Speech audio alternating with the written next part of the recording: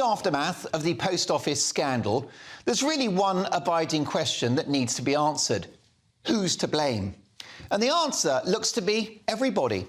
The scandal shames not just a corrupt, cruel and ruthless post office, but a generation of government ministers, civil servants and lawyers, without whose incompetence, arrogance and ignorance this tragedy would not have happened. What's been done to the over 700 innocent sub-postmasters can be laid at the door of a political, bureaucratic and corporate elite who showed little empathy for or interest in the ordinary folk caught up in this crime.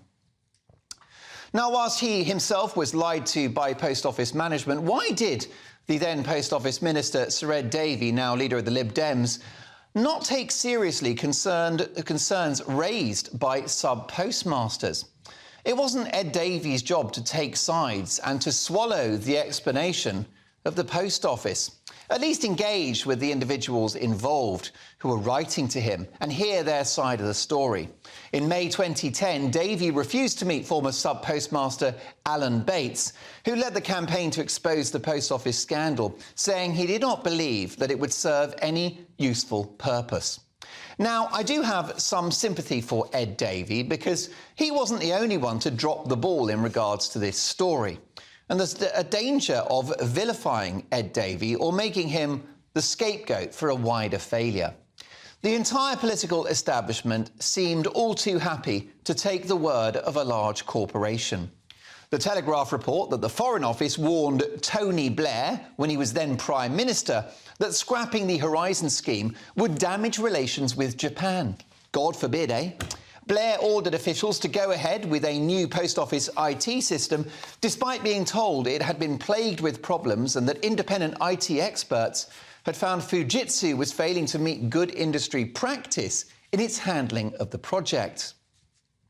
Documents released by the Cabinet Office show that Blair's decision came after Sir David Wright, the UK ambassador to Japan, warned that scrapping the Horizon deal would lead to the collapse of Fujitsu and have, quote, profound implications for bilateral ties with Tokyo. And so the die was cast and the seeds were sown for this human tragedy. Ex-Prime Minister Theresa May doesn't come out of this brilliantly either, with the Sunday Times reporting that her government pushed for a CBE for Paula Venables, the former Post Office boss, despite concerns raised by the Honours Committee about the Horizon IT scandal. Or what about Sir Ianchess, who led the subcommittee that recommended Venables for this extraordinary honour?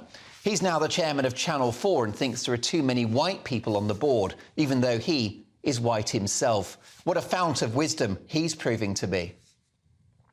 Meanwhile, Sak Starma was the head of the Crown Prosecution Service and Director of Public Prosecutions when 3 convictions were made by the CPS. Now, Starma says that he was unaware of these prosecutions, and Labour has said that they did not pass his desk. Of course, there are thousands of cases. He wouldn't have seen all of them, perhaps not. But this great miscarriage of justice indirectly did happen on his watch. Why did the ex-Post Office boss Venables then receive a role as Director of the Cabinet Office when she left the business? Why didn't top Tory Oliver Dowden, who was Cabinet Office Minister in 2019, sack her when a High Court judgment was handed down in which a group of over 500 post office operators won a group action against the Post Office? As with so many scandals, no one really seems to have paid the price. With Venables herself, yes, losing her CBE, but hanging on to her salary and bonus package, which is in excess of £5 million. Point the finger at any of the alleged guilty parties, and the answer is always the same. Not me, Gov. This story demonstrates that the corporate, political, bureaucratic and legal establishment is not fit for purpose, and certainly in no position to look down to or talk down to us, the great British public. And we've been here before. A lack of justice for the Hillsborough victims, the blood poisoning scandal, the leasehold cladding debacle and COVID tyranny inflicted on ordinary people by the powers that be, without debate, without consent, and without either a cost-benefit analysis or evidence-based data. I predict that in time, the government's illiberal and ruinous COVID response, including lockdowns and mask and vaccine mandates, will be the post office scandal times 100. But the message here is clear. Ordinary people don't matter. Computer systems are trusted more than the word of actual human beings, and corporations are more trusted than sole traders. More than once, the ruling elite have overplayed their hand and messed up big time.